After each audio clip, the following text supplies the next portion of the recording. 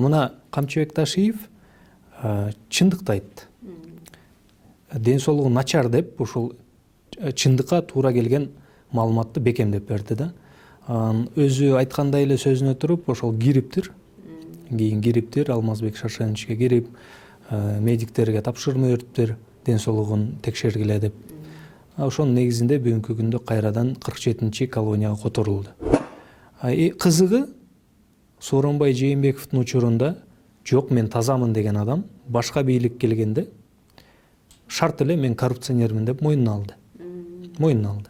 Анан мына Матраимов боюнча дагы айта кетсем, Алмазбек Атамбаевдин ишине салыштыралы. Алмазбек Атамбаев коррупция беренеси боюнча Азиз Батукаевдин түрмөдөн чыккан фактысы боюнча соттолду. Азыр ал өкүмдөр жокко чыкты. 1 жылдан ашык ошол иш боюнча СИЗОдон чыкпай отурат. Райымбек Матраимов бир күн СИЗОдо отурдубу? Бир күн отурган жок. Чечим боюнча мына Садыр Жапаров айтып атпайбы? Мен андай чечимди кабыл алдым деп. Саясий чечимге келдим деп. Мен ушундай чечим кабыл алдым дейт. Бул деген мыйзамга каршы келет. Мыйзамга ылайык, жазык процессуалдык кодекске ылайык тергөөчү эч ким тарабынан басым болбош керек тергөөчүгө. Мен мындай демекмин да, кайсыл бийлик келбесин, судьялар албетте бар эмес, албетте 5 кол тең эмес. Бирок көпчүлүгү тилекке каршы ошол кайсыл бийлик келсе анын алдына жата калгандар да. Алмазбек Шаршенович мындай инсан катары өтө жогору бааламакмын. Бул деген оор кылмыш. Эгерде мындай топ адам уюштуруп алып жасаган болсо. Ошондуктан эгер Сооронбай Жээнбековдун кабинетинен табылды деп мага диск берген адам айткан. Эгер ошол чын болсо, анда деген бул жерде уюштуруучу да бар, заказчик, анан аткаруучу бар. Анда оор кылмыштын оор статьянын негизинде жоопко тартылыш керек. Бул дүйнөнүн байлыгын жалгыз эле алчу бар. Мансап үчүн эл журтунда курмандык ачалчу бар. ТВ каналынын көрүүчүсү, назарыңызда кайрадан Сайыс коктейль берүүсү студияда мен Шайста Шатманова. Бүгүнкү коногубуз Кыргыздын кыйын жигиттеринин бири, ошондой эле коомчулукка чуулгандуу саясий иштердин жактоочусу катары дагы белгилүү адам, адвокат Замир Жошов болмокчу. Замир мырза, келаткан жаңы жылыбыз менен студиябызга кош келдиңиз. Рахмат, сиз да келе жаткан жаңы жылыңыз менен чакырганыңыздарга ыраазымын. Мен бүгүнкү күндүн окуяларынан баштайын деп турам биздин маекте. Сиз өзүңүздүн социалдык тармактарда, баракчаларыңызда жазып жүрдүңүз. Пандемияны шултоолоп, соттор аябагандай көп процедураларды, мыйзам эрежелерин бузуп, өзгөчө жана соттолуучулардын, айыпталуучулардын укуктарын бузуп атышат депчи. Бүгүн сот процесстеринде кичине мындай айырмачылык барбы, өзгөрүү болдубу? Эми мындай деп айтмакмын да, эгер ошол учурга кайта турган болсок, жанагы биринчи өзгөчө кырдаал киргизилди. Ошого байланыштуу соттор да токтоп калды. Процесстер токтоп калды, макул. Элдин баары үйүндө жатты, карантинде, камалгандарда макул ушул өтө зарылдык бар экен, чоң. Алардын ден соолугун ойлоп, аларды да чыгарбасын. Бирок андай эмне үчүн саясий иштер боюнча баарыбыз сотко келип аттык, анан айыпталуучулар дагы СИЗОдон алып чыгып жатышты да аларды. Бул жерде мындай суроо жаралат да, сот залында бирөөдөн бирөөгө оору жукса, ал алып барып СИЗОго киргизип таратып жибербейби депчи. Эмне үчүн мындай тандама мамиле жасалды деген суроого бир эле жооп болот. Себеби бул саясий өңүттөгү иштер болчу жана артында саясатчылар турган, чоң саясатчылардын каалоосу турган деген элечи. Бул туура эмес болгон. Баарына бирдей мамиле болуш керек. Айыпталуучулар чыкпай атабы СИЗОдон, анда баары чыкпасын. Чыгып атабы, анда баары чыксын. Эмне үчүн ошол кезде башка мына өкүмү чыгайын деп калган, акталайын же болбосо айыптуу деп таанылайын деп калгандар эч чыга албай, соттук отурумдар өтпөй, СИЗОнун төрт дубалында отурушту да. Мунун баары туура эмес болду. Бүгүнкү күнгө кайтып келе турган болсок, бүгүнкү күндө эми мындай кырдаал да өзгөрдү да. Ал кезде оору да аябай күчөп аткан кез болчу. Азыр көпчүлүгүбүз ооруп бүттүк. Баягы антитела пайда болуп калды. Эми соттор болуп атат. Бирок кызыгы дагы деле көпчүлүктөр СИЗОдон чыкпай онлайн түрүндө соттук отурумдар өтүп атат. Мыйзамда онлайн соттук отурум жок да. Жок. Кээ бир эле маселелер боюнча онлайн соттук отурум же болбосо онлайн сурак кылуу мүмкүн, эгерде күбө мисалы башка өлкөдө болсо. Бул жерде андай жагдайлар жок. Ар бир айыпталуучу соттун алдына залга алып келинип, ошол жерде суралып, ошол жерде сот отурумунун катышуучуларына суроо бергенге мүмкүнчүлүк болуш керек. Бирок андай мүмкүнчүлүк бүгүнкү күндө айыпталып, шектелип жаткандарда жок болуп атат. СИЗОдон чыгарбоо жөнүндө ГСИНдин приказы бар экен. Ал мыйзамсыз, мыйзамга каршы келет. Ошол мыйзамсыз приказ бүгүнкү күндө башкы прокуратуранын колдоосу менен дагы деле күчүндө жана мунун айынан көпчүлүк ошол сот залына келе албай атат. Болгону саясий иштер боюнча алып келип жатышат. Анда көп деле өзгөрүү болуп атыптыр да, өзгөрүү эле баратат.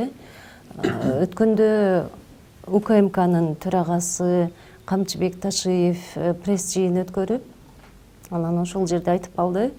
Учурда ошо УКМКнын тергөө абагында отурган экс-президент Алмазбек Шаршеновичтин абалы анча кубанарлык эмес деп айтты да. Кандай ден соолугу ал кишинин? Эми Алмазбек Шаршеновичтин ден соолугу начар экендиги тууралуу биз деген ушул жылдын башынан, тагыраагы бир февраль айларынан баштап айтып келатабыз. Бирок буга чейинки бийликтин көрсөтмөсү менен деп ойлойм мен, УКМКнын пресс кызматы, пресс службасы ооруган жок. Атта эң сонунда эле калпты урдуруп келе атышты да. Мына Камчыбек Ташиев чындыкты айтты. Ден соолугу начар деп ушул чындыкка туура келген маалыматты бекемдеп берди да. Өзү айткандай эле сөзүнө туруп, ошол кийин Алмазбек Шаршеновичке кирип, медиктерге тапшырма бериптир, ден соолугун текшергиле деп. Ошонун негизинде бүгүнкү күндө кайрадан 47-чи колонияга которулду. Мен ойлойм, негизи үйгө чыгыш керек. Себеби мына 1 жылдан ашып калды тергөө изоляторунда жана абакта отурганына экс-президент. Бул убакыттын аралыгында ден соолугу кыйла начарлады.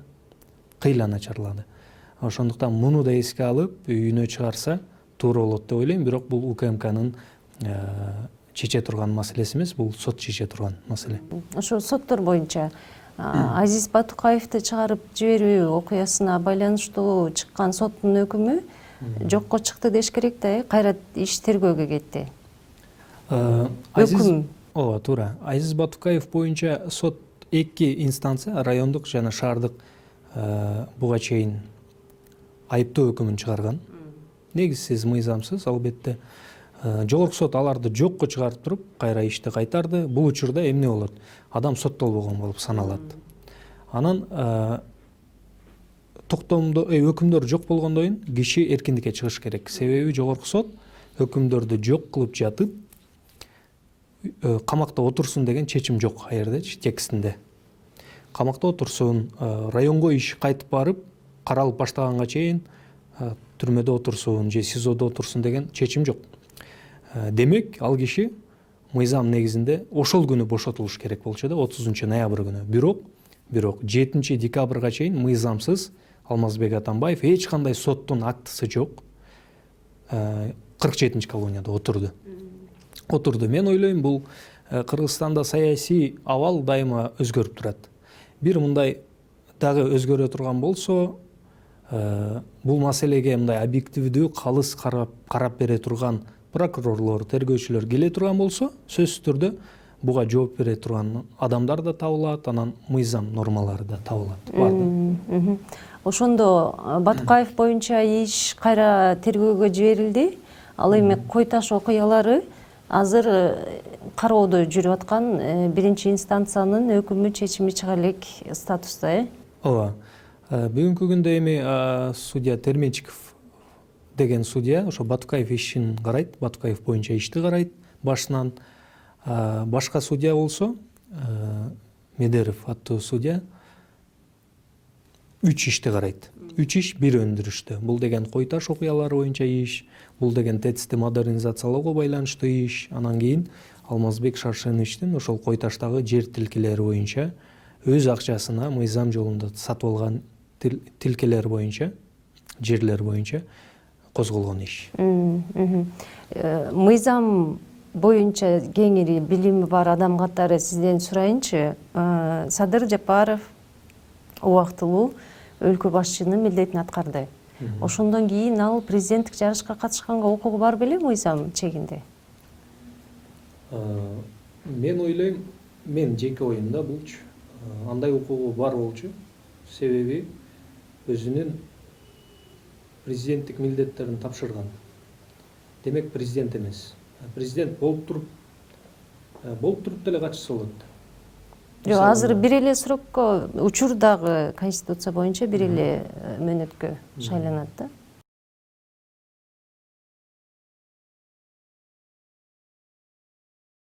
Дагы бир кечиресиз. Мен баягы айта кетейин, эмне деп атамакмын менчи, бул төңкөрүлүшпү же революциябы? Бул төңкөрүлүш болуп калды. Себеби революция, мен жеке оюм боюнча, революция болмок эгерде ушул мыйзам чегинде парламент кайра шайланып, анан президент кийинки шайлоодо шайланса. Иллюстрация болсо, жана башка максаттарыбызга жеткенде, ошондо бул революция болмок. А бул жерде элдин максаты эмес, элдин бир бөлүгүнүн максаты аткарылып калды да. Садыр Жапаровду алып келебиз дегендердин максаты ишке ашып атат. Бул төңкөрүлүш деп ойлойм. Бул деген мындай эл жеткен нерсени мындай четтен чыга калып эле алып кетүү да. Илип кетүү, көкбөрүдөй болуп. Ошондой эле болуп калды. Мен дагы бир кызыктуу окуяны, сиздин көз карашты сурайын деп турам. Учурда УКМКда өлкөгө мындай бир чуулгандуу формада аты таанымал бажы кызматынын мурдагы төрагасынын орун басары Райымбек Матраимов боюнча сөздөр, процесстер жүрүп атат. УКМКнын төрагасы элге айтты, ал киши жанагы башында өзү убада берген 2 миллиард сомду ар түрдүү формада акчалай, кыймылсыз мүлктөр аркылуу төлөп бүттү депчи. Эми бул төлөп бүтүү, анан УКМК түгүл өткөрүп берген квартиралары УКМКнын кызматкерлерине берилет деп да айтты ал киши. Андан кийин ал туура эмес экендиги чыкты. Процедура туура эмес депчи. Анан ошондо мен түшүнбөй атам да, УКМК сотко чейин эле ушундай иштерди кыла берсе болобу? Бул биринчи суроом. Экинчиден, чын эле ошондой акчаны төлөп бергенин коомчулук каяктан, кайсы документтин негизинде ишениш керек? Бул экинчи суроо да. Ошондо Матраимовду биз буга чейин мындай бир иликтөөлөрдө айтылып келгендей ири схемаларды уюштурган коррупционер деп кабыл алышыбыз керекпи? Сот чечими чыга элек али. Жакшы суроо. Мындай деп айтмакмын, баягы негизи соттун чечими чыкпай туруп адамды биз 100% мындай күнөөлүү деп айта албайбыз. Чыккан учурда деле биздин реалдуулукта көптөгөн күмөн саноолор менен айтсак болот да, кээ бирки адамдарга каратачы. Соттун өкүмү чыкты дейли, бирок ошондо деле күмөн саноолор болот. Себеби биздин соттор калыс эмес, биздин соттор көп учурда мыйзамсыз иштешет. Эми Матраимов боюнча ооба, бул киши мындай коомдук адам болгондугу үчүн коомдун акысы бар. Өкүм чыга элек деле өзүнүн пикирин билдиргенге, коррупционер депчи. Кызыгы Сооронбай Жээнбековдун учурунда жок, мен тазамын деген адам башка бийлик келгенде шарт эле мен коррупционермин деп мойнуна алды. Бирок мыйзамга ылайык адам айыбын мойнуна алуу жетиштүү эмес. Аны бекемдеген далилдер чогултулуш керек. Ал үчүн дыккаттыкта тергөө, иликтөө иштери жүргүзүлүш керек. Эми мына 16 октябрда Камчыбек Ташиев УКМКнын башчысы болду. Чу дегенде эле 17 октябрь күнү бир күн өтүп Матраимов кармалды, анан иш козголду деп айтты. иш козголду коррупция боюнча, беренеси боюнча. Анан ал иштин алкагында дагы 40 киши, адашпасам 40 киши ошол соучастник экен дейт да, чогуу кылмыш коррупция жасап жүргөн экен. Эми суроо жаралат да, кантип бир күндө аныктадыңар? Ушунча чоң, ушундай чоң кылмышты кантип бир күндө бетин ачтыңар? Буга чейин иш бар болчу да, козголгон. Демек, буга чейин эле далилдер чогултулган экен. Демек, буга чейинки бийлик аны жаап жашырып келген экен да. Ага бир киши жооп бериш керек. Бир киши эмес, ошо тиешеси барлардын баары жооп бериш керек. Бул бир маселе. Экинчиси, улантып кетсек, 17 октябрда мына иш козголуп, киши коррупционермин деп мойнуна алып, дагы 40 соучастниги бар дейт. Алар ким? Алар жоопко тартылабы? Алар боюнча эмне болуп атат? Бүгүнкү күндө маалымат жок. Эми Райым Матраимовго кайта турган болсок, 2 миллиард, мага мындай айырмасы жок да, мен деген Алмазбек Атамбаев болобу мен жактап аткан, же мен жактырбаган жаран катары Райым Матраимов болобу именно иштери үчүн жактырбаганчы, же Сооронбай Жээнбеков болобу мен үчүн мааниге эмес, мен үчүн ар бирине карата мыйзамдуу тергөө, мыйзамдуу соттук териштирүү болуш керек. Матраимовго карата мен өткөндө өзүмдүн социалдык Facebook'тагы баракчама жаздым. Мыйзамсыз. Бүгүнкү күндө мына 2 миллиардты өлкөнүн пайдасын алып атабыз дегени мыйзамсыз. Эмне үчүн? Ал киши 1000 мойнуна алганда деле соттун өкүмү күнөөлүү деген, соттун өкүмү чыгып күчүнө кирмейинче конфискация, мыйзамсыз кылмыштын айынан табылган мүлктү өлкөнүн эсебине которуу иш чаралары болбош керек. Конфискация деп аталат да. Болбош керек. Только бир гана өкүмдүн негизинде ишке ашырылат. Ошон үчүн мен айттым да, бул деген эмне жаңы жылга карата Матраимовдун белегиби депчи, Аяз Атага айланып калдыбы депчи. Ошондуктан мага айырмасы жок, Матраимов болобу же башка киши болобу, баарына карата мыйзам бирдей иштеш керек. Анан ошондуктан мыйзамсыз, бул бүгүнкү күндө өкүмү жок мүлктү алып атканы. Мыйзамдын процедурный моменттерине ылайык өкүм күчүнө кирет. Ал ФУГИ деген мамлекеттик мүлк кызматы бар да. Ал деген өз балансына которуш керек. Анан кийин ага сатык мындай торги жарыялап, ал сатылып акча түрүндө бюджетке которулат да. Ошондуктан мунун баары туура эмес. Анан мындай дагы бир маселе айтылбадыбы? Азыр ал чечим өзгөрүлүптүр, бирок УКМКнын башчысы айтты. Ошол батирлерде, Матраимовдун батирлеринде УКМКнын кызматкерлери жашайт депчи. Эми бул мындай түп тамырынан туура эмес. Биринчиден Сооронбай Жээнбековдун учурунда кылмышын жашырып келген УКМКнын кызматкерлери эми ошол эл ачкан, эл жетишкен мындай жетишкендиктин үзүрүн, мөмөлөрүн татышабы? Бул элге өтсүн да.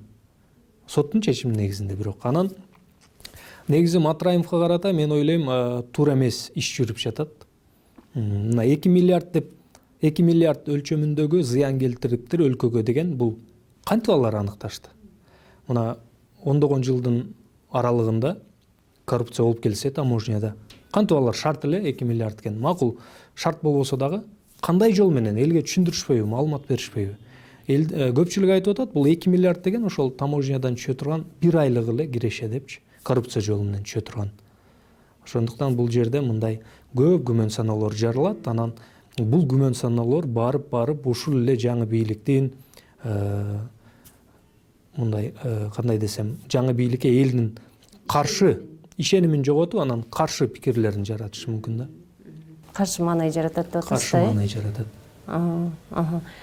Ушул эле суроону, ушул сиз айтып аткан ойлорду улай да.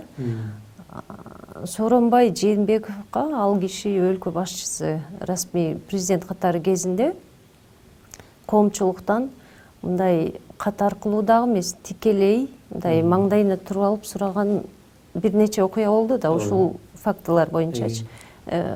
Матраимов жана анын схемалар боюнча. Анан ал киши факты бергиле деп атты. УКМК болсо буга чейин эле иликтелип ачылган кылмыш иши бар болчу деп атат. Өткөндө УКМКнын мурдагы төрагасы ушул берүүгө катышты эле, Абдил Сегизбаев.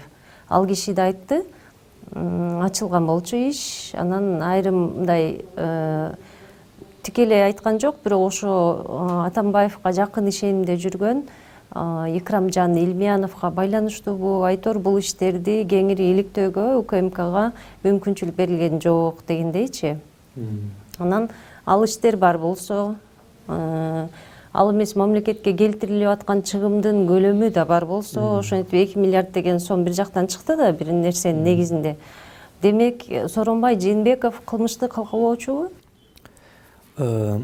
Мен айтмакмын, бул жерде эгер юридикалык жактан алып карай турган болсок, калкалоочу эмес, балким калкалоочу, бирок бул тергөө органы аныкташ керек. Мен оюмча, бул жерде калкалоочу эмес, бул жерде соучастник.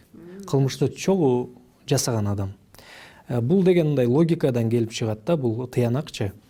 Мына караңыздар, бир жактан эл талап кылып атат. Канча жолу талап кылды, канча жолу митинг болду. А бир жактан Матраимов.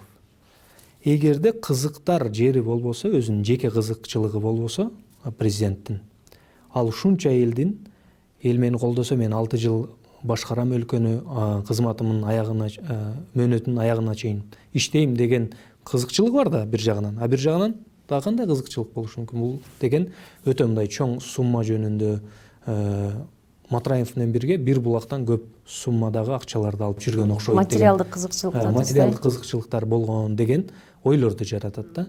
Болбосо эмне үчүн ушу чоң элдин талабын аткарбай, кичинекей адамдын кызыкчылыгын калкалап коргоп келет.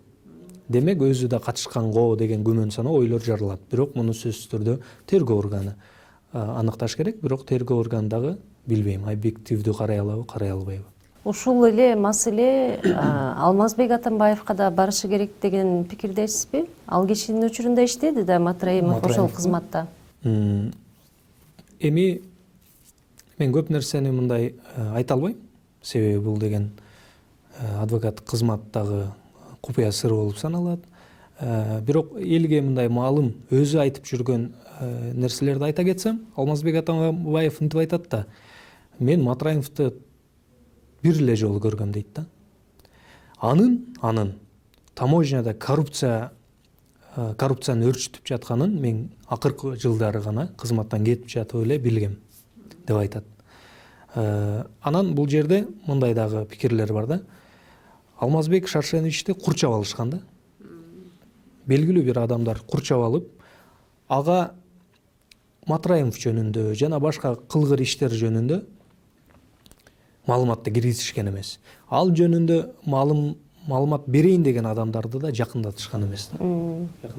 Демек, Сооронбай Жээнбеков деле ошондой эле абалда калган болушу мүмкүнбү? Балким, ошон үчүн мен айтып жатам да, тергөө аныкташ керек деп. Бирок Сооронбай Жээнбеков жөнүндө дагы бир ойду айтып кетсем, Атамбаевдин учурунда мындай Матраимов жөнүндө мындай журналисттер иликтөө жүргүзгөн эмес да. Атамбаевдин учурунда мындай чоң митингдер, элдин чоң талабы болгон эмес, Матраимовду жазала дегенчи. Балким ал башкача иш тутмак. А Сооронбай Жээнбеков менен Атамбаевду биз азыр салыштырганга туура эмес дейм, себеби Атамбаев жөнүндө бул тема таптакыр көтөрүлгөн эмес. Эми көтөрүлсө да мындай эл билчү эмес. Анын учурунда көтөрүлгөн эмес. А Жээнбековдун учурунда бул кабыргасынан турбадыбы бул маселечи? Ушундай коп койдук эл, бирок чечпей атты. Факт талап кылып атты. Мындай кеп бар да. Элдин бир бөлүгүн ар дайыма алдаса болот. Ошондой эле элдин бир бөлүгүн ар дайыма алдаса болот, же болбосо элдин баарын белгилүү бир кыска убакыт алдаса болот. Бирок элдин баарын жана ар дайым алдаганга мүмкүн эмес да. Мына Сооронбай Жээнбеков ошондой аракет кылды, бирок деген ошол мен айтып аткан сөздөр чын экени тастыкталып, шермендеси чыгып кетти. 3 жылда кетти. Анан ушул жерде айта кетейин. Сооронбай Жээнбеков 6 жыл иштебесе, анан 3 жылда дагы мындай кыйратып иш кылбаса, эмне үчүн бүгүнкү күндө экс макамын алды? Балким ошо 15-нде отставкасы чечимичи аябай күтүүсүз чукул болду деп атышпады? 14-октябрь болуп калды, 15 коштошуп кетти расмий. Мүмкүн ошондо сизге ушундай беребиз, кете бериңиз деген бир талаптар болгондур. Балким ошондой сүйлөшүүлөр болгон. Мен ойлойм, андай сүйлөшүүлөрдүн айынан кеткен жок. Себеби 6 жылда кетеби, 3 жылда кетеби? 3 жылда кетсе экс-президент макамын беребиз, сизге гарантиялар болот десе, балким кеткендир. Бирок 6 жылда кетем деп туруп тура берсе, 6 жылдан кийин деле алмакта. Разница жок да. да айырма жок. Ошондуктан мен ойлойм, мен жеке оюм, бул жерде компроматтарды көрсөтүшкөндө ал кишиге каратачы. УКМКда жаткан, башка жакта жаткан компроматтарды көрсөтүп, ошонун айынан мажбур болду окшойт деген бул божомол ойлор. Менин жеке. Анан мына Матраимов боюнча дагы айта кетсем, Алмазбек Атамбаевдин ишине салыштыралы да. Алмазбек Атамбаев коррупция беренеси боюнча Азиз Батукаевдин түрмөдөн чыккан фактысы боюнча соттолду. Азыр ал өкүмдөр жокко чыкты. 1 жылдан ашык ошол иш боюнча СИЗОдон чыкпай отурат. А Райымбек Матраимов 1 күн СИЗОдо отурдубу? 1 күн отурган жок. А бирок Атамбаевди 1 сом алды деп айыптаган жок. Андай далил да табышкан жок. Андай далил да жок. Анан кийин айыптоо актысы деген документ бар. Ал жерде материалдык кызыкчылыктарды көздөп кылмышка барган деп айтылат. Бирок кандай материалдык? Үй алдыбы, акча алдыбы, 1 сом алдыбы, 1 доллар алдыбы? Ал жөнүндө кеп да жок, далил да жок. Анан прокурорлор да айтпайт алды депчи. Болгону сөз да куру сөз. Материалдык кызыкчылыкты көздөп. Кандай кызыкчылык экени ал айтылбайт. Анан ошол 1 сом коррупция жолу менен албаса, а бул жерде 2 миллиард, макул 2 миллиард менен макул болойлу. 2 миллиард сом алды деген адам эмне үчүн 1 күн СИЗОдо отурбайт? Атамбаев качып кетиши мүмкүн деп камашкан. Кантип качат эгер Россиядан өзү келип атса? Билесиздер, бая Путин чакырганда барып келген. Анан Атамбаев өлкөдөн кача турган адам эмес. Матраимов качып кетиши мүмкүн деген божомол ойлор болушу мүмкүн эмес беле? Жок, ал документтүү түрдө деле чыкпадыбы? 2 башка паспорту бар экени, жаңы шашылыш паспорт жасалганы. Көптөгөн негиздер бар болчу ал кишини камаганга. Жана мыйзам жол берет эле, бирок бул жерде туура эмес чечим кабыл алынды. Анан бул чечим боюнча мына Садыр Жапаров айтып атпайбы? Мен андай чечимди кабыл алдым деп. Саясий чечимге келдим деп атты. Мен ушундай чечим кабыл алдым дейт. Бул деген мыйзамга каршы келет. Мыйзамга ылайык, жазык процессуалдык кодекске ылайык тергөөчү эч ким тарабынан басым болбош керек тергөөчүгө, эч ким тарабынан мындай кандайдыр бир влияние, таасир этүү болбостон өзү жеке чечим кабыл алыш керек. Кимди камаш керек, кимди камабаш керек. Анан эгер камайм деп чечсе, прокурорго кайрылат, прокурор сотко кайрылат. А бул жерде премьер-министр чечип коюптур. Бул да туура эмес. Анан убакыт өтүп баа берилип калышы мүмкүн бул иштергечи. Юридикалык баа. Анан Райымбек Матраимов боюнча анан мындай да азыр сценарийни мен силерге айтып берейин. Сценарий мындай да азыр келишим түзгөн тергөө менен иштешүү жөнүндө. Ал келишимдин негизинде сотко барат. Сот 1-2 күндө, 1-2 соттук отурумда ал өзүнүн айыбын мойнуна алат экен деп туруп өкүм чыгарат. Бирок айып пул чегерип коет. Жаза катарычы айып пул 5 миллион. 2 миллиард төлөгөн адам үчүн 5 миллион эмне болуп калыптыр? Ошол ага жазабы? Ага бул тескерисинче сот тарабынан белек да. Анан кылмыш кодексинин максаттары бар да. Мыйзам эмне үчүн жазылат? Ар бир мыйзамдын максаты бар. Кылмыш кодексинин максаты бул деген кийин жасалышы мүмкүн болгон кылмыштардын алдын алуу. Тарбиялык да маани бериш керек. Тарбиялык маани, эскертүү мааниси бар. Анан кийин кылмыштын айынан бузулган, коомчулукта бузулган адилеттүүлүктү калыбына келтирүү. Анан мына 10 жылдын аралыгында дейли, бизди ушундай коррупция жолу менен тоноп келген адамды биз 10 жыл кыйналдык дейли да. Бизге таасир этти дейли финансылык жактан, бюджетке акча келбей калып.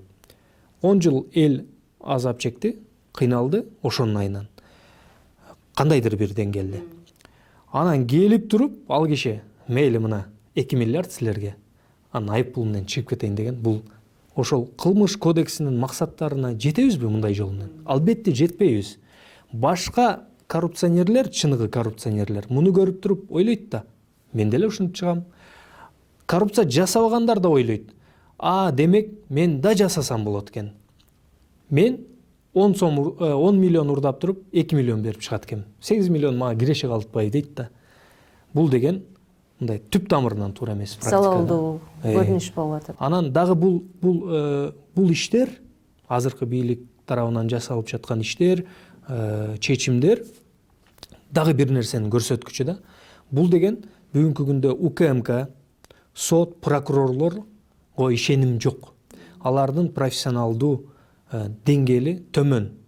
аларга ишенип тапшыра турган болсок, Райым Матраимовду мындай иш жүзүндө, мыйзам чегинде күнөөлөрүн далилдеп, бүт урдаган акчасын өндүрө албайт. Ошондуктан биз келгиле оңой жолуна өтүп, ал менен сүйлөшүп туруп эле 2 миллиардты алып, аны да кое берели, өзүбүзгө да 2 миллиард болот дегендей көрсөткүч. Бул деген ошол бүгүнкү күндө укук коргоо органдарынын төмөн даражада, алардын профессионалдык деңгээли начар экендигинин көрсөткүчү. Ошондо 100 миллиардты мындай кыйналбай эле, уялбай эле урдап алып, анан 2 миллиард менен кутулуп кетсе боло берет дегендей прецедент. Деген прецедент, анан кийин ушундай бир түшүнүк, эреже жаралып калды. Ошо октябрдагы окуяларга кайтайын деп турам. Ошол күнү 5 октябрда эл митингге чыкты, түнү жанагындай окуялар болду. Анан саясий негизде абакта жаткан көп мурдагы чиновниктер, саясатчылар эркиндикке чыгышты ошол күнүчү. Үй камагына чыгышты. Ошол эле Садыр Жапаров, мурдагы премьер Сапар Исаков, Жантүрө Сатыбалдиев дегендерчи, Атамбаев баш болуп. Туура негизде чыгыштыбы, мыйзамдын тилинде карасак? Бул маселе боюнча мындай деп айтмакмын да. Негизи айта кетейинчи, мен бул эфирде айтып аткан ойлорум мен жактап жаткан адамдарга тиешеси жок. Сиз жеке өзүңүздүн пикирди, көз карашты берип атасыз. Ар бир маселе боюнча менин жеке пикирим жана мен жактап жаткан адамдардын пикирине дал келбей калышы да мүмкүн, дал келиши да мүмкүн, бирок бул менин пикирим. Анан мына Сапар Исаков, Албек Ибраимов, Садыр Жапаров жана башкалары өкүмдүн негизинде жаза өтөп жаткандар чыкканы мыйзамсыз болду. Эмне үчүн? Ошо жазаларды аткаруу кодекси бар да. Анын 97-беренеси бар. Ал жерде айтылат. Жеңил кылмыш, орусча менее тяжкий. Жеңил кылмыш жасагандарды эгерде жакын каза болсо, же жакын ооруга чалдыккан болсо, же кандайдыр бир жер титирөө, сел, ушундай апаттардын айынан үй бүлөсү кыйналып аткан болсо, 1 жумага отпуск берсе болот да. Алар барып, үй бүлөсүнө жардам берип, кайра кайтыш керек. Ошол эле берененин 3 же 4 бөлүгүндө айтылып жатат, так айтылып жатат. Оор жана өтө оор кылмыштар боюнча жаза өтөп жаткандарды отпускка кое берсе болбойт депчи. Эми карап көрөлү. Ошол эле Албек Ибраимов, Садыр Жапаров жана башкалар. Алар оор жана өтө оор кылмыштар боюнча отурган болчу. Демек аларды кое берген мыйзамсыз болду. Мыйзамсыз. Анда деген суроо жаралат. Анда эмне үчүн колониялардын башчылары, администрациясы, кызматкерлери жоопко тартылбайт депчи. Менин жеке пикирим, алар мажбур болду. Мажбур болду. Кылмыш жаза кодексинде мындай түшүнүк бар да, крайняя необходимость. Бул деген мындай зарылчылыктын айынан бир кадамдарга, бир иш-аракеттерге баруу. Эгерде мыйзамсыз жасалган иш аркылуу чоңураак зыянды токтотуу максатында азыраак зыян келтирсе өлкөгө, мыйзамга, коомго, анда деген бул крайняя необходимость болуп, иш-аракеттен кылмыштуулукту жокко чыгарган мындай неме болот да, жагдай. Ошондуктан мен ойлойм, ал жерде ушул көп кишилер барып талап кылып туруп алышканда, алар мажбур болуп кой беришти го саясатчыларды же саясатка тиешеси бар адамдарды.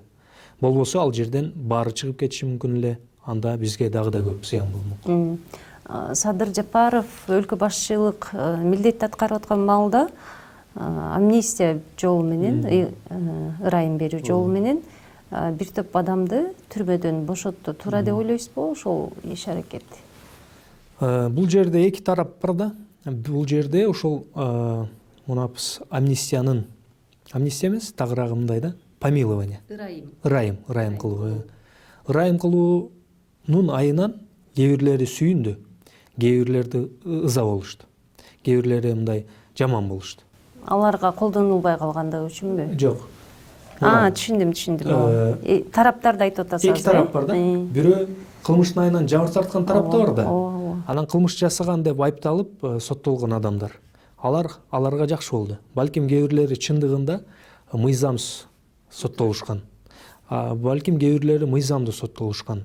Анан 10 жыл жаза өтөш керек болгондор 8 жыл өтөп, 2 жыл өтөбөй калса, тиги жак наразы болуп калышы мүмкүн да. Адилеттүүлүк мындай орнобой калды, бизге келтирген зыянын айынан бузулган адилеттүүлүк калыбына келбей калды деген ойлордун айынан тигилер нааразы болушу мүмкүн. Анан атайын комиссия бар. Президенттин аппаратына тиешелүү ошол комиссия бар. Алар деген помилование, ырайын кылуу маселесин буга чейин караганда көп убакыттын аралыгында карайт да. Кылдат, текшеришет. Чукул эмес деп атасыз. Мен ойлоп атам, бул жерде чукул эмес да, бат каралбайт.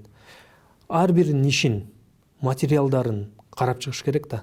Ар биринин инсандык тараптарын, мындай сапаттарын, мурда соттолгон эмес, мүнөзү кандай, ушунун баарын карап чыгат. Анан ушундай чоң бир топ адамды аз мөөнөттүн ичинде карап чыгуу мүмкүн беле, мүмкүн эмес беле деген ойлор, суроолор жарылат. Мен оюмча мүмкүн эмес эле. Ошо сотторго келсек, өлкөнүн өнүгүшү үчүн сот көз карандысыз болуш керек деген түшүнүк бар. Эми бул жөн эле түшүнүк эмес, көп өлкөлөрдө ийгиликтүү ишке ашырылып аткан жагдай. Анан биздин сот бийлиги канткенде көз карандысыз болот деп ойлойсуз? Туура айтасыз, бүгүнкү күндө биздин сот бийлиги эч кандай көз карандысыз эмес.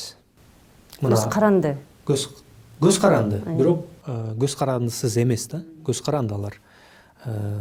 Зависимый. Алып карайлы мына Садыр Жапаровдун ишин да, мисалы. Сооронбай Жээнбековдун учурунда каралбай аткан иштер бийлик өзгөргөндө шарт эле каралып, шарт эле акталып атат. Ошол эле судьялар отурат. Мен мындай демекмин да, кайсыл бийлик келбесин, судьялар албетте бар эмес, албетте 5 кол тең эмес. Ал жерде принципиалдуу иштеген, таза судьялар да кез-кезде жолуктурсак болот. Андайлар бар. Бирок көпчүлүгү тилекке каршы ошол кайсыл бийлик келсе анын алдына жата калгандар да. Жата калгандар. Эми ошону кантип өзгөртсөк болот? Өткөндө менин кесиптешим Нурбек Токтакунов өзүнүн Facebook баракчасына жакшы идеяны жазды да. Жогорку соттон баштап байлыгын эле текшериш керек да. Бир эле берени боюнча мыйзамдуу байыштуу же мыйзамсызбы? Декларация менен реалдуу материалдык байлыктарын салыштырганда эле чыгат да. Электен өткөрүш керек. Электен өткөрүш керек. Жогорку соттон баштаганда анан ылдый төмөн карай түшүш керек. Шаардык соттор, областтык соттор, райондук соттор. Бул бир жолу. Экинчи жолу. Бүгүнкү күндө мыйзамда бар да, ар бир сот отурум видео жана аудиого тартылыш керек. Запись болуш керек. Бирок ушул форматты биз деген, ушул жолду, ыкманы биз деген онлайнга которушубуз керек. Бир 5 жыл ушундай практиканы киргизип көрүшүбүз керек да. Түз алып берүү.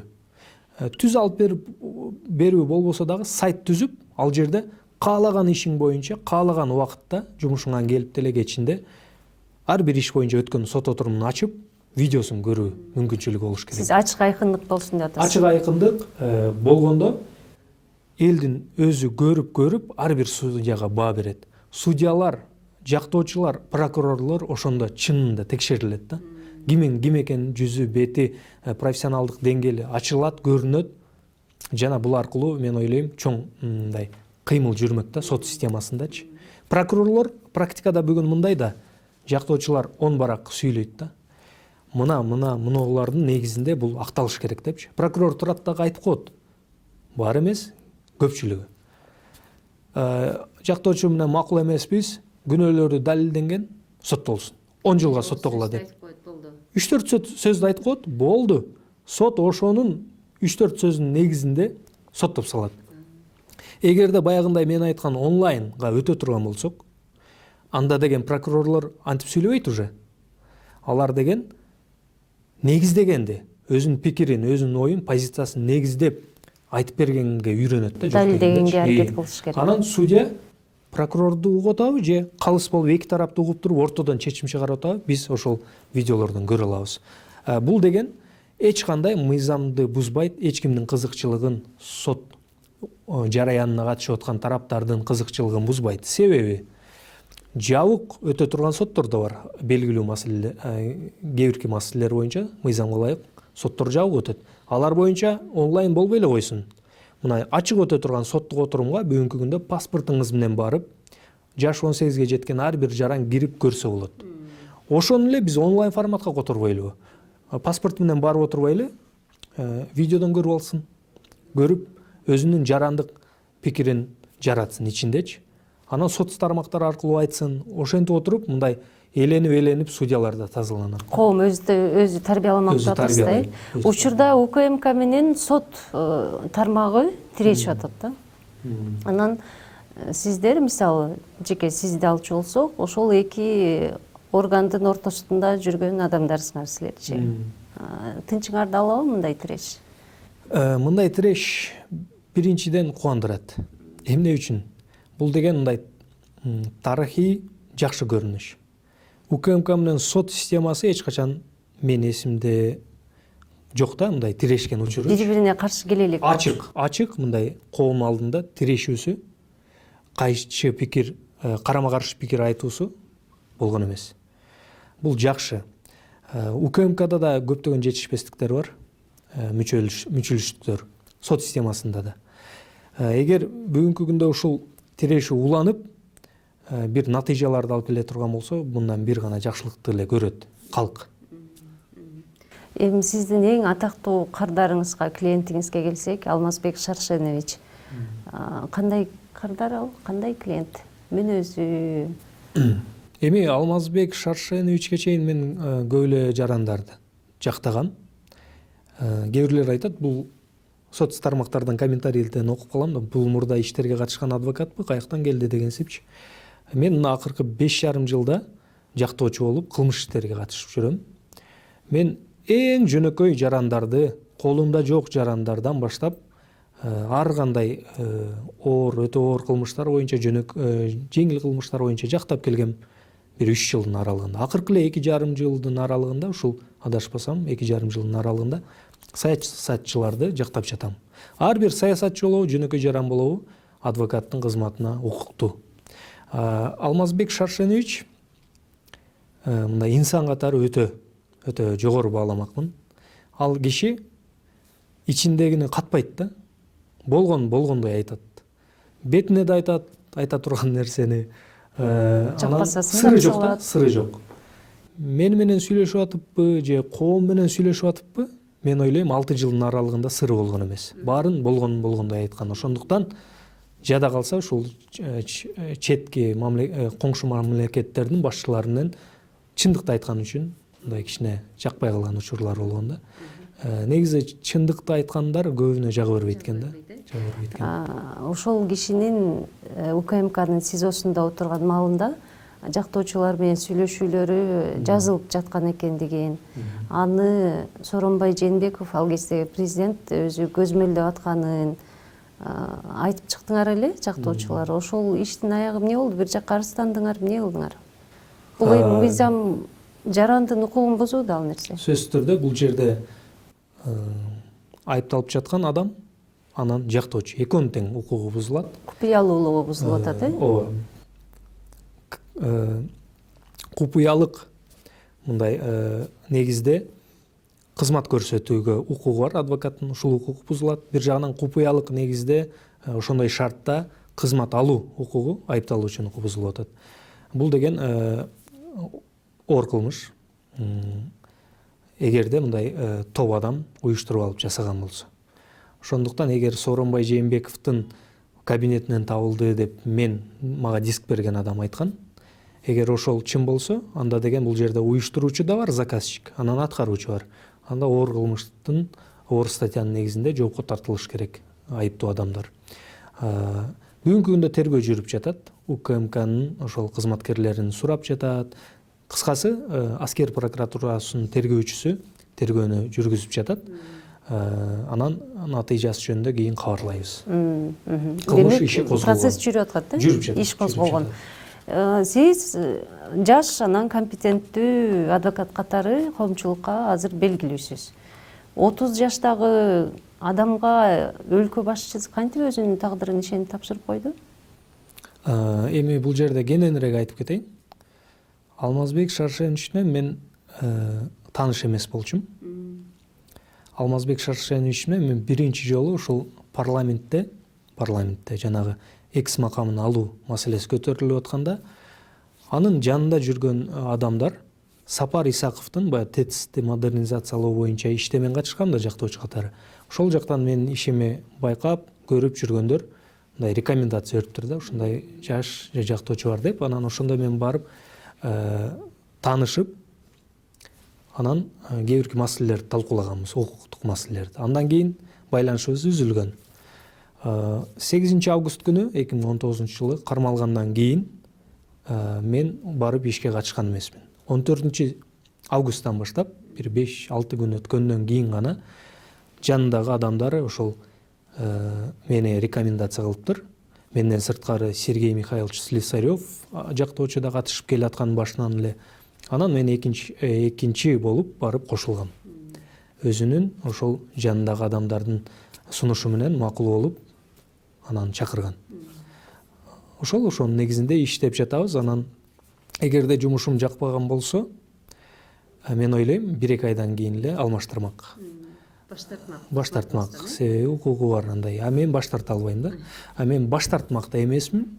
Себеби мен Алмазбек Шаршеновичтин ишине катышып жатып, мындай адаттагы катардагы иштей караган эмесмин.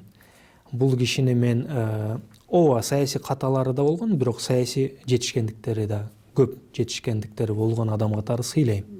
Анан бул тарыхта аты кала турган өтө чоң сый урматка татыктуу адам деп эсептейм. Ошондуктан мындай бир гана акча үчүн эмес, гонорар үчүн эмес, башка мындай чоң ой жүгүртүүлөрдүн негизинде катышып келатам. Гонорарыңыз чоңбу? Суммасын айтасызбы же бул купуябы? Купуясыр албетте, бирок бул маселени мен Алмазбек Шаршенович менен талкуулагам. Себеби социалдык тармактарда жанагы бир пикирди айта турган болсоң, иштер боюнча кээ бирлер жазат да. Баягы оозуна алгы келбегендер деп коет. Тилекке каршы ошондойлор көп. Бул Алмазбек Атамбаевдин акчасын алып сайрап атат депчи. Бул аябай туура эмес сөздөр.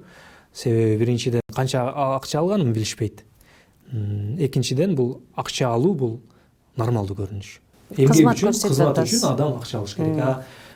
Мен суммасын айтпайм, бирок айтмакмын, мындай чоң суммада, өтө чоң суммада кээ бирлер элестетет экен да, миллионер болуп кетти депчи. Андай эмес. Себеби мен президентти жактап жаткан жокмун. Мен экс-президентти жана мыйзамсыз бүт мүлккө камакка алынган президентти жактап жатам. Кадимки эле базар баасындагы сумма деп атасыз да? Орто средний рыночный деп коет го. Ушундай. Жок, средний рыночный эмес, мындай жакшы гонорар, мен ачыгын эле айтайын. Бирок деген өтө жогору эмес. Муну башка иштер боюнча деле катышып алса болот деп айтсам болот да, кыскартыпчы. Дагы бир кардарыңыз жөнүндө сурагым келип турат. 9 октябрь күнү Алмазбек Атамбаев Бабанов менен биргеликте аянтка, Бишкектин борбордук аянтына келип, тынч митинг өткөрөбүз дешти. Форумдан бери өзгөчө бир шаң менен келишти да, келип бир 10-15 мүнөттүн ичинде эле бир агрессивдүү топ пайда болду дагы, аларды жанагы баклажкалар менен, башкалар менен уруп, таш менен кум чачып, айтор кубалап чыкты аянттанчы. Анан ошол күнү жана агрессивдүү топтон таяк жеген Фарид Ниязов болду дагы. Анан ошол массалык башаламандыкты уюштурду деп дагы жалгыз ошол камакта отуруп калды. Неге мындай болуп атат Фарид Ниязовго карата мамиле? Бул мыйзам талаасында туура эмес иш жүрүп жатат. Фарид Ниязов башкалары сыяктуу эле, башка жарандар сыяктуу эле тынч митингке келген. Ал кишиге карата ошол учурда 6 октябрь күнү 1 май райондук соту тарабынан чыгарылган токтом бар болчу. Үй камагына бошотуу жөнүндө. Ал токтомдо үй камагына чыксын деп жазылган, бирок деген митингке чыкса болбойт, же бирөө менен телефондо сүйлөшсө болбойт деген сыңары чектөөлөр көрсөтүлгөн эмес. Ошондуктан мыйзам чегинде тынч митингке катышуу максатында барган. Митинг учурунда бир да элдин алдына чыгып сөз сүйлөгөн эмес, элдин алдына чыкканын да көргөн жокмун. Массалык башаламандыкты уюштурду деп айыптоо үчүн кийинкидей жагдайлар сөзсүз түрдө болуш керек. Ал киши элди үндөш керек. Чакырыш керек. Келгиле барып талкалайбыз, келгиле барабыз, талкалайбыз, сабайбыз бирөө жарандарды. Үйгө киребиз, дарбазадан ашабыз. Магазиндерди тонойбуз же жана башка. Бирок элге бир да кайрылбаса, анан каяктагы бул массалык башаламандыкты уюштуруу? Анан бул жерде баарына эле белгилүү да, баары эле соц тармактар аркылуу ошол прямой эфирден, түз эфирден көрүп жаттык эмне болуп атканын, ким баштаганын, ким ошол өз мындай күчтүү каары менен элдерди сабап, машиналарын талкалап, ким нападение жасаганын көрдүк. Анан видеолор жүрөт YouTube'да. Мен деген жакында эле ошо анализ кылып туруп, соц тармакта жүктөдүм.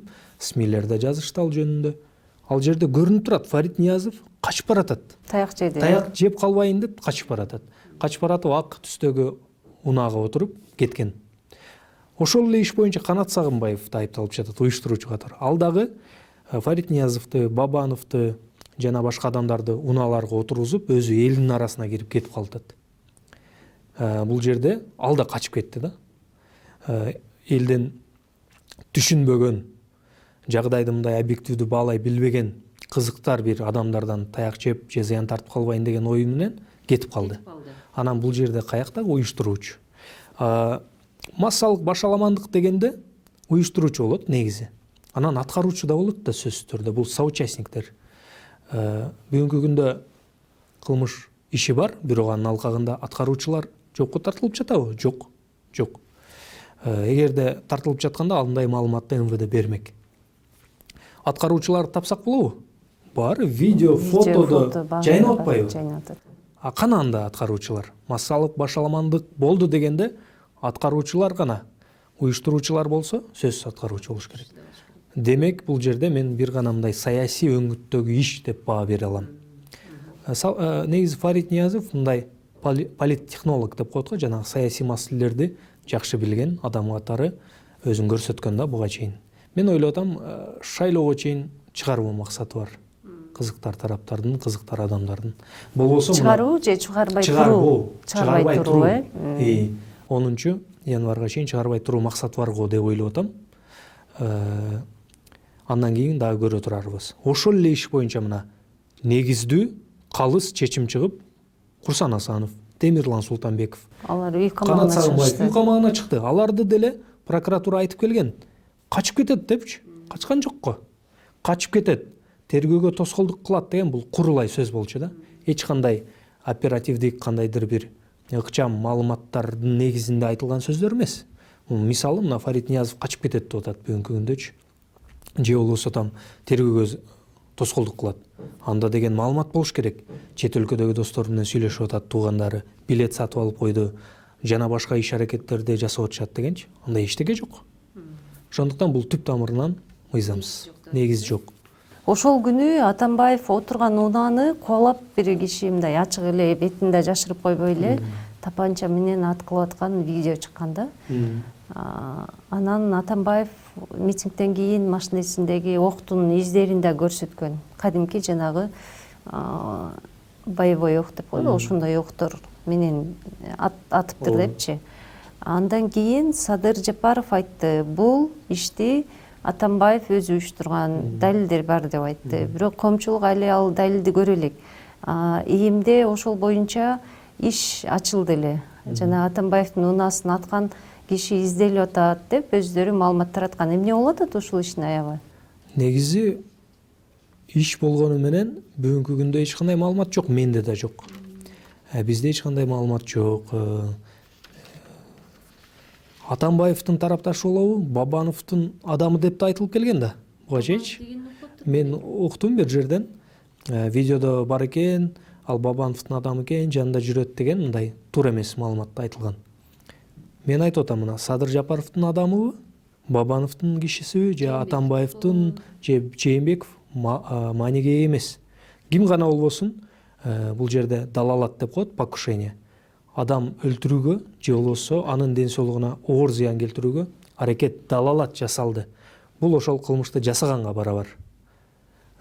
Аны жоопко тартыш керек. Ким гана болбосун. Кана эмне үчүн таап алышпайт? Негизи кайрылды эле Алмазбек Шаршенович ушул окуя боюнча. Алмазбек Шаршенович кайрылган эмес. Кайрылууга кажет да жок. Себеби мындай оор, өтө оор кылмыштар боюнча жабыр тарткан адамдын арызы сөзсүз түрдө эмес да. Факты өзү жетиштүү деп атасызда, иш козгоп териштирсе болот. Факты өзү жетиштүү. баардыгыбыз бир кызыгып жакшы көрүп көргөн кино картина бар. Жана Азиз Элдин адвокаты дегенчи, Аль Пачино, Киану Ривз ойногончу. Адвокат дьявола, орусча. Да. Ооба. Сиз өзүңүздө ошондой Азиз Элдин адвокаты сезген учурлар, окуялар болобу кесибиңизде? Кесибимде андай учурлар адашпасам эсимде жок, болбойт. Азыркы учурда айта алам, болбойт депчи. Себеби мен 5,5 жылдын аралыгында ар кимди эле ак деп жактабайм да. Бизде мындай да жактоочуларда эреже бар. Эгер адам өзүн күнөөлүүмүн деп санаса, анда биз ага акталуу жолун издебейбиз. Анын жазасын жумшарткан жагдайлар болсо, ошолорду таап чыгып сотко көрсөтүп, жумшартууга жетишкенге умтулабыз. Анан ошондой учурлар да болгон. Адамдар өзүнүн күнөөсүн мойнуна алып, условный, шарттуу түрдө эркиндикке чыгып турайын, ошого жетишип бер, жардам бер дегендерчи. А кээ бирлери, көпчүлүгү күнөөсүн мойнуна албайт, жана далилдер жок. Ошондой учурда биз ак деп туруп жактайбыз. Мен сизди жакшы ырдайт деп угам да. Азыр эми жаңы жылдын алдында жакшы күндөрдө турабыз, анан ушу биздин көрүүчүгө арнап бир 4 сап ыр аткарып бере аласызбы? Эми аткарсак аткарайын, бирок эми жакшы ырдайм, жакшы ырдабайм, ар ким ар кандай, вкусу ар кандай деп коет го. Азыр мен бул учурда эми саясий учур, азыр саясий абал тагыраагы өтө жакшы эмес да. Кээ бирлерибиз сүйүнүп аткандырбыз, азыр мына сонун болуп кетет депчи. Мен ойлойт элем, 1 жылдайын баа берсек туура болот. Жакшыбы, жаманбы? Эми ошол саясий маселелерди көп талкууладык. Анан өзү берүүнүн аты саясий коктейль экен. Мындай бул дүйнө деген жакында Мирбек Атабеков ырдап чыккан ырдан кичине ырдап кетейин. Бул дүйнө деп аталат. Октябрь митингдеринде жазылды окшойт бул ыр. Октябрь айында чыгарды өзү Мирбек Атабеков, анан мурда эле даярдап койгон окшойт. Анда эмесе баштайын. Жарыкчылык өмүргө кимдер келип кетпеген, жаркыраган аламга ай кимдер тазим этпеген. Тагдыр жолу татал жол бирөөлөргө кепкенен, а бирөөгө азап менен арман муңун чектеген, ай туңгуюкка кептеген. Жаралганда дүйнөгө жаңжал салып ыйламай, алгубатка келгичең ата-энени кыйнамай. Эрезеге жеткенде эл мүдөсүн сыйлабай, жаман адат күтөбүз ой, көрө катты жыйнамай, кара жанды кыйнамай. Бул дүйнөнүн байлыгын жалгыз эле алчу бар, мансап үчүн эл журтунда курмандык ачалчу бар.